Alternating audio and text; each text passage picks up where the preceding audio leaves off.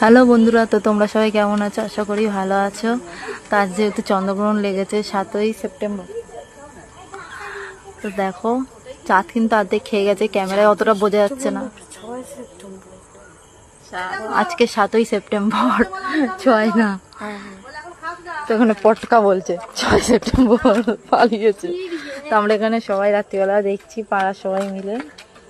ওই যে শাশুড়ি বসে দেখছে, এই যে ছোট আমি চশমা পরে দেখছি। চশমা পরে কিন্তু আমিও আছি।